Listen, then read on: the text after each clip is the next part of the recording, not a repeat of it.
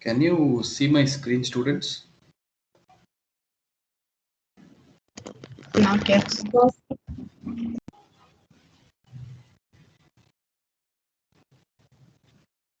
No?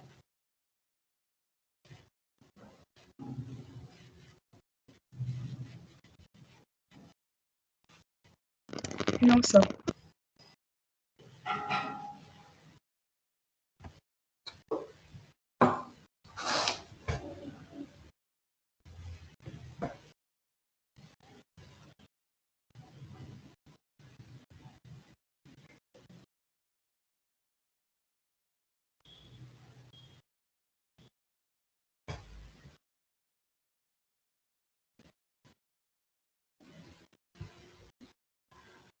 Still you can't see, students? Can't you see the slides still?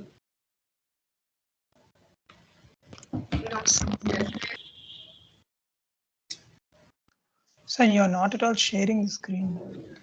I have shared it. Let me reshare again.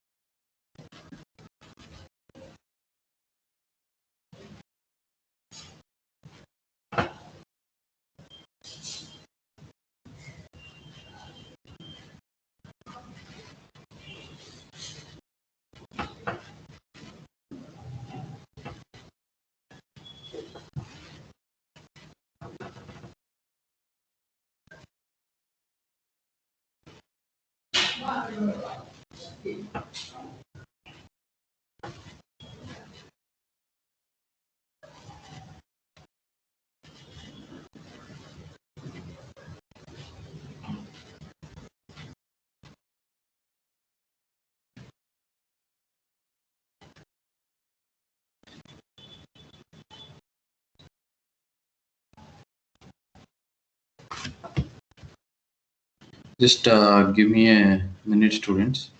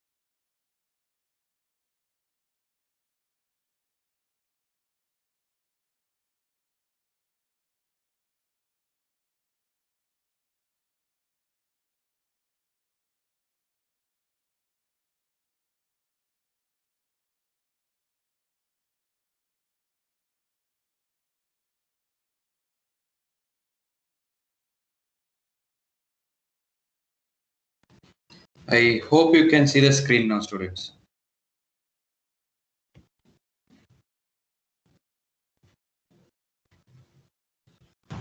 Yes, sir. Okay. Okay. So, last class, forget about your data link layer, which Ullas sir is teaching. Before that, my last class, we discussed uh,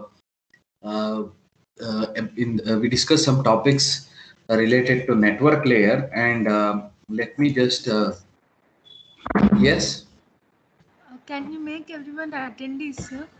yeah, I'll do that. Thank you, sir.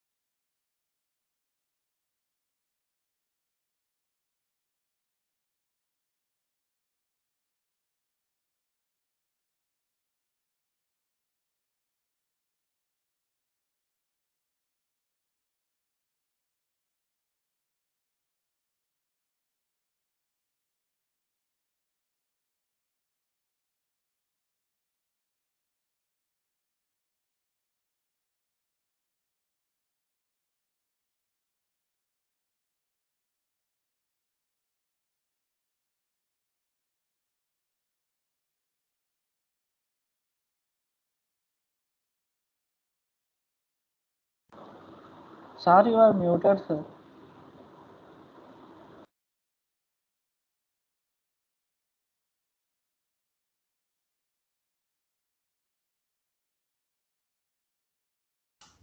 Oh, thank you, man. Okay, let me come back from this. See, last class we discussed about. Am I audible now? Yes, sir. Yes, sir. Last class we discussed about a few routing protocols like RIP, OSPF, and BGP. So before that, there is something called as a topic called as hierarchical routing, which we had not discussed. So hierarchical routing is basically what I have told you. I didn't use the specific word hierarchical routing, but hierarchical routing is the splitting up the whole internet into different autonomous systems and communicating through autonomous systems is hierarchical routing. Okay. So you can see aggregate routers into regions called as autonomous systems, and routers in same autonomous system run same routing protocol. Okay, that I have told you. Inside an autonomous system, you have to run the same routing protocol, either either OSPF or RIP or EIGRP. You cannot run BGP for intra-autonomous system routing protocols. Okay, routing. Okay, so intra-autonomous system routing protocols is the example for this one. Routers in different autonomous system can run different different intra-autonomous system routing protocol. What is a gateway router at the edge of its own autonomous system? So when an autonomous system is trying to communicate with another autonomous system, it cannot communicate through all the routers directly. Okay, there should be a router which is basically placed at the edge of the autonomous system, and that is used to communicate to its neighbor autonomous system. Okay, so you can see interconnected autonomous system. This is autonomous system 3, autonomous system 1, autonomous system 2. So there is an intra-autonomous system routing protocol running here. In the other autonomous system also something is running, and there will be a forwarding table with all the autonomous systems. So let us see what is this forwarding table. Forwarding table configured by both intra and inter-autonomous system routing protocols algorithm. So intra-autonomous system sets entries for internal destinations, and inter-autonomous system and intra-autonomous system sets entries for external destinations. Okay, combination of both. For its external destination, obviously BGP also has to involve. So let us take up inter-autonomous system task. Suppose router autonomous system 1. A router in autonomous system 1 receives datagram destination outside the autonomous system 1. Okay, so if there is a packet which has to go from autonomous system 1 to autonomous system 2, how it works? Is that clear, students? Router should forward packets to the gateway router. But which one? Which is the gateway router? How does these routers will get to know that there is a gateway router? Okay, for that we have internal BGP, right? iBGP we have, right? That will help for informing these routers that there is a border router which will carry your packet to the next autonomous system. You can see here for autonomous system 1 to reach a packet to autonomous system 2, this is the border router. Okay, 1B is the border router. Through 1B you can reach to 2A, but 1A, how does 1A will get to know that the packet has to go to 1B to reach 2A? Is that clear? That is through iBGP. Okay, so autonomous system 1 learns which destinations are reachable through autonomous system 2, which through autonomous system 3. Propagates this reachability information to all the routers in autonomous system 1. Is that clear? Suppose autonomous system 1 learns that subnet X, there is a subnet X here, reachable via autonomous system 3, but not via autonomous system 2. Okay, so intra-autonomous system routing protocols propagates reachability info to all the internal routers. Is that clear, students? Router 1D, you can see here router 1D determines from intra-autonomous system routing info that its interface 1 is on the least cost path to 1C. Is that clear? It has to reach 1C. So basically you can understand here, wherever there is a border router, the packet has to go to the border router first. Okay. So the same thing here, there might be a reachability to X through autonomous system 2. So this 1D has to decide whether the packet has to go to 1C first or 1B first. Again, that will be decided by intra-autonomous system routing protocols. Okay. So that's all is what is there in the hierarchical routing, students. So after this hierarchical routing, we have already discussed what are all the internal routing protocols. Intra-autonomous system routing protocols, that is RIP. The working of RIP we have discussed, working of OSPF we have discussed, and there is we are not getting in depth towards EIGRP. We know EIGRP is an example for intra-autonomous system routing protocols, but we are not that is not part of your syllabus. So directly going to the BGP, we had discussed about the BGP also, and BGP has two types of sessions. One is eBGP, that is external BGP, and other one is internal BGP. You can see internal BGP communications are marked in dotted lines, and external BGP communications is marked in straight lines. Straight lines are basically used to connect the two autonomous systems using external BGP. Internal routers are connected through internal BGP sessions. You can ask, like, already there is a routing protocol running in every autonomous system. Why this internal is also required? That is required to inform all the routers that where exactly to which border router exactly it has to pass the packet. Okay, because the internal routing algorithms will only work for the internal routers of an autonomous system. It will not have any idea about the like what is the next autonomous system available, where it has to forward the packet for the next autonomous system. That won't be calculated by the internal routing algorithms. That has to be calculated by only through BGP. Okay. So that's about eBGP and iBGP.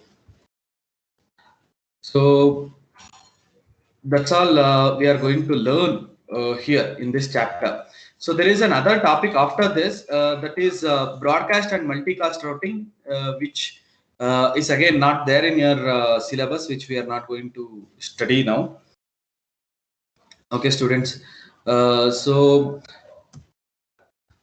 just wanted to give a recap of this chapter. So we started this chapter with learning of what are the features or what are the services that a network layer provide. Can anyone tell me what are the services does a network layer provide?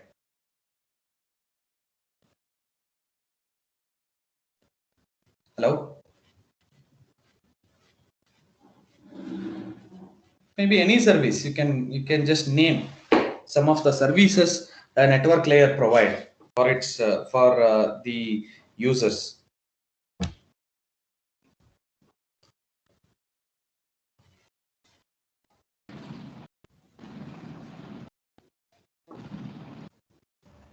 Sir, guaranteed delivery.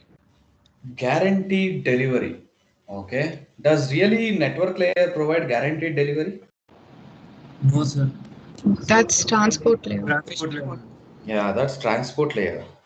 So what other services does network layer provide? ICMP, like when any error comes, it will tell the host or the server to resend the message. Okay. ICMP basically the debugging service network layer provide. ICMP is Internet Control Message Protocol that will have lot of options in it and associated phrases. Say for example, there are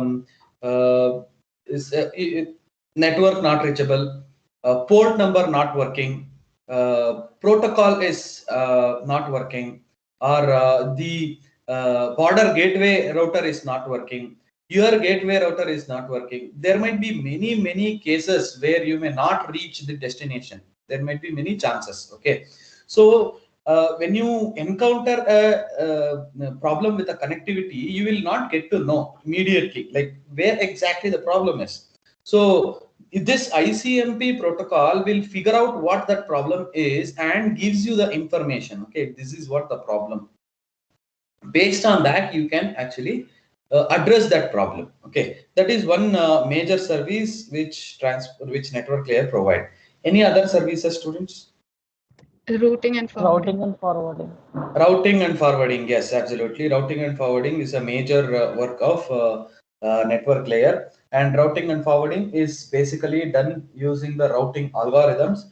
The other way of routing is static routing, which we already know, which you have done also. Static routing, if it's a very small network, you can go for static routing without like configuring any routing algorithms for your network. But when you want to scale your network, obviously you have to go for routing algorithms. So there are two. Yeah. So actually, someone told guaranteed delivery for the network layer. So like, I just want to confirm whether it's correct or not. In the book, it was written that like the network layer tries for the best effort to Best provide effort. Yes. yes, a guaranteed delivery and guaranteed delivery with bounded delay. These are the two services that network layer provides. Yes, you cannot completely say network layer provides guaranteed delivery. Okay, network layer tries to give a best service. Okay, because it is not reliable. Network layer basically is not reliable. Okay, so you cannot say network layer will give you guaranteed delivery, but again, network layer tries for a best effort, just like UDP in transport layer. Okay, it may transfer the packet with bounded delay. That is one more thing which you have to keep in mind. But somebody asks you like whether network layer gives a guaranteed delivery, your answer should be no. Okay, sir. It's just a best effort which it can do. Because sir, in the book that we read, that was given by you, sir, like in that Yeah. it was clearly written. There was nothing mentioned like best effort. They just wrote like the network layer gives these services and guaranteed delivery and all those. Guaranteed delivery.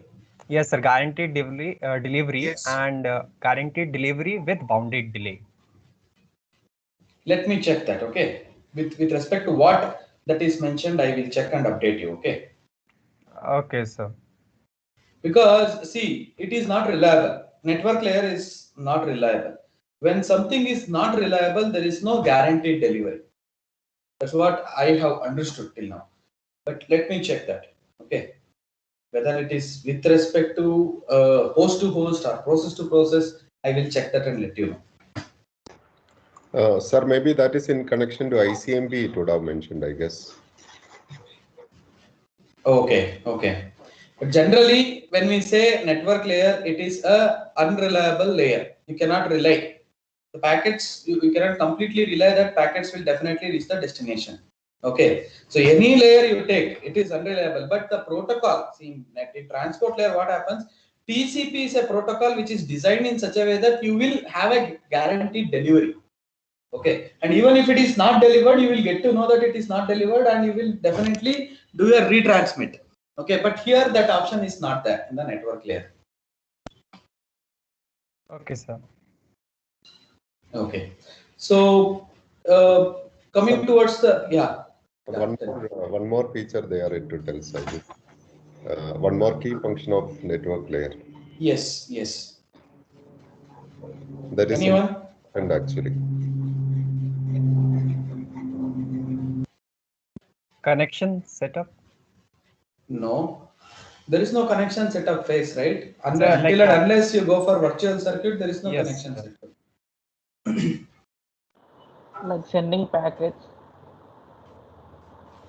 That's a common feature. Every layer will do that. Sends a packet from upper layer to its below layer, or from below layer to upper layer. What are the protocols that you have studied here? Apart from routing protocol and ICMP, what are the protocols? You just see the slide.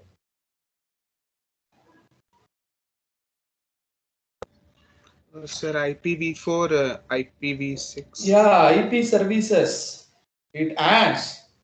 This network layer will add IP address to its packets, right? Whatever the packets comes out of the network layer will be attached with the IP address, which is the core. Is that clear? You have to mention that. What are the services provided by network layer? It adds IP address for each and every packets, and then it gives routing and forwarding and ICMP services. Okay, you have to definitely mention that. Is that clear? So addressing is the key function. One addressing, routing, then error services. These three, without fail, you will have to mention. Okay. And one more classification I would like to mention here is the protocols divisions. There are various types of divisions you can have in network layer. One is routed protocol and the other one is routing protocol. You may please note it down. It is not there in the textbook. Routed protocol and the other one is routing protocol. Okay. Routing protocol is what RIP-POE, SPF, BGP, all these things will come. And in routing protocol, IPv4 and IPv6 will come. Okay. ICMP doesn't fall in any of this. IPv4 and IPv6. These two, based on these two protocols, it will get routed. Okay. And who is contributing to routing table is the routing protocols. Don't get confused in these two words, routed and routing. Okay. Then another category is among routing, you have dynamic and static. Dynamic is what you have studied here, RIP-POE, SPF, BGP, etc. And static is static routing only. Okay, this classification. And sir, in dynamic, do we have to mention this interior gateway protocols and exterior gateway protocols? Yes, sir. Better when students, when you discuss about dynamic routing, they have to mention. It's better to mention that RIP and OSPF are internal gateway routing protocols. BGP is external gateway routing protocol. You should know that margin actually between them. You should know the difference. Okay, it's better. If it is not specifically asked to you, then you can say routing protocols, RIP, OSPF, BGP, all these are routing protocols. But when it is asked to explain in detail, you have to mention it. Am I right, sir? Yes, sir. Yes, yes. So what is interior? Little more detail. Anybody can tell? I think we have mentioned it. I think Yes. I mentioned it. Even sir also would have mentioned it. What is Last class I have discussed interior and exterior. I have mentioned. I have discussed clearly. Can any one of you just repeat it, please, from student side? Like interior is within the network. Within the? For that, there is a keyword for that. We are expecting that keyword. So within the autonomous system. Very good, Vishnu. Very good. Within the autonomous system, if you are using the protocols which routes within the autonomous system is known as interior gateway protocols. Within the autonomous system is known as interior gateway protocol. Examples: RIP, OSPF, EIGRP, ISIS, etc. Okay. For between autonomous system to transfer, you use BGP. Okay. BGP is definitely an exterior protocol. And you also have to keep in mind BGP is the widely used exterior routing gateway protocol. All the networks use BGP only. Okay. And you have to keep in mind about the routing algorithms. This 4.5 topic 4.5 students. Routing protocol. When a question is asked about routing protocols, you can say, okay, routing protocols are OSPF, RIP, BGP. What are routing algorithms? There are two different categories of routing algorithms: link state and distance vector.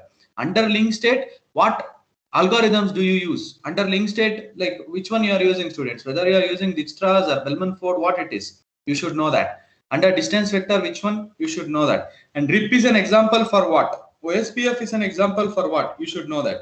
RIP and OSPF are two totally different kinds of protocols, which follows totally two different types of routing algorithms. Okay, students. And link state, distance vector, which is centralized, which is decentralized.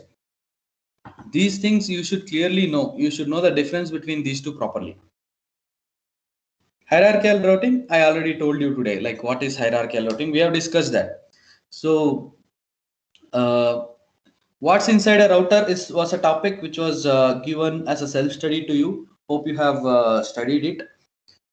So you can expect questions from that also. So that has a few topics about what are the components inside a router, where exactly the congestion happens. All those things are there in the topic, what's inside a router. And one more thing you should know, students, the difference between IPv4 and IPv6. Even now, many of you, even that was included for some of the assessments, you still don't know what is the difference between IPv4 and IPv6 properly. You should know that, students. It is very, very important. Okay, because the whole world have started migrating from IPv4 to IPv6 now. You should know why. Obviously, there is one major reason that there is shortage of IPv4 protocol, IPv4 addresses. That's why we are moving to IPv6. Yes, it is true. But what are the advantages that you get in IPv6 apart from that addressing space? Okay, that you should know. Very clearly, you should know that. Okay. And subnetting we have learned only with respect to IPv4. Subnetting we have not learned in IPv6 because we don't require subnetting in IPv6 as of now. The why we go for subnetting? To avoid waste usage of IPv4 addresses. Okay, or effective utilization of IPv4 addresses, we go for subnetting. But in IPv6, we don't require that. We have enough number of IP addresses in IPv6 already. There is no need for going into subnetting. But subnetting option is always there in IPv6 also. Okay. And one more thing you should keep in mind, NAT, Network Address Translator, is not there in IPv6. Is that clear, students? NAT is there only in IPv4. And that is also like why we have NAT, because to effectively utilize IPv4 addresses. You get an IPv4 address from the network service provider, you can use it, you can make the subnet of it and then use it for your internal networks. Okay, you don't need to buy another IPv4 address, which is a public one, public IPv4 address, which is given to you. Okay, so those hierarchies and those users of those concepts you should know. Okay, it's not just that you study that what is NAT, you tell about NAT, fine, but why it is required, what is the purpose of it, that you should know. Am I clear, students? Hello? Yes, sir. Okay, any other questions regarding network layer?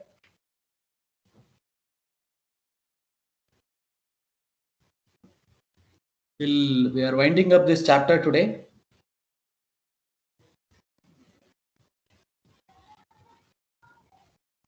Sir, are there any other external gateway protocols other than BGP? Apart from BGP, you have ISIS is an external gateway routing protocol, but we don't use it.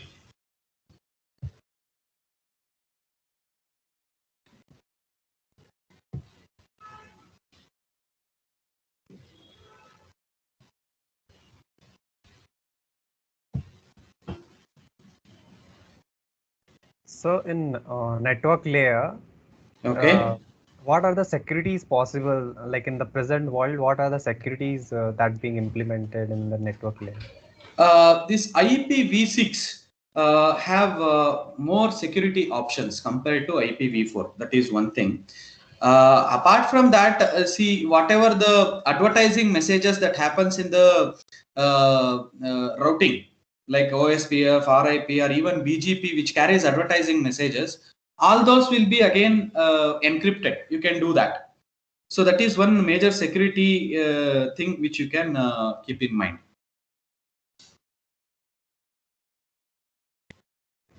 Okay, sir.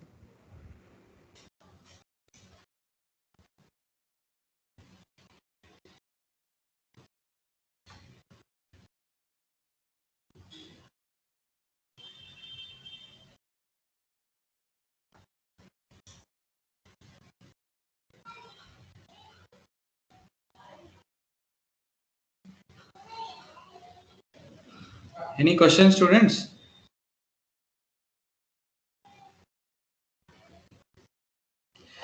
Students, make a note of this. Okay, I think I made a mistake. ISIS is not an example for exterior routing protocol. There is only one exterior routing protocol, which is BGP. Okay, ISIS is also an example for interior gateway protocol only. RIP, OSPF, IGRP, EIGRP, then RIP version 2, which is for IPv6. Okay. Then all these are examples for interior gateway protocols, and for exterior gateway protocol it is only one, that is BGP.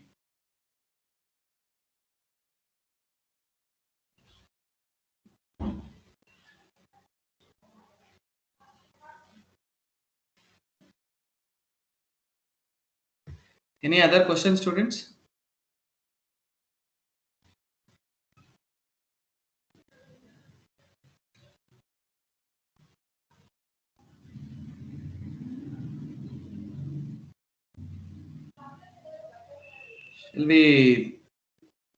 Shall we stop now? If you have any questions, you can ask me now, or you can wind up.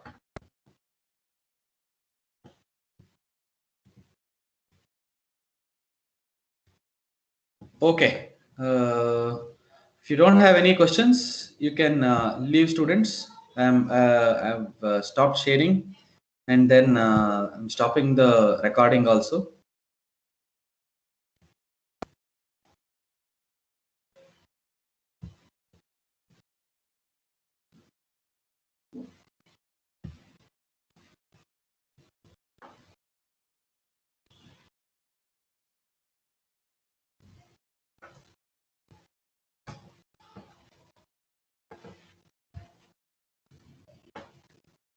Thank you, sir.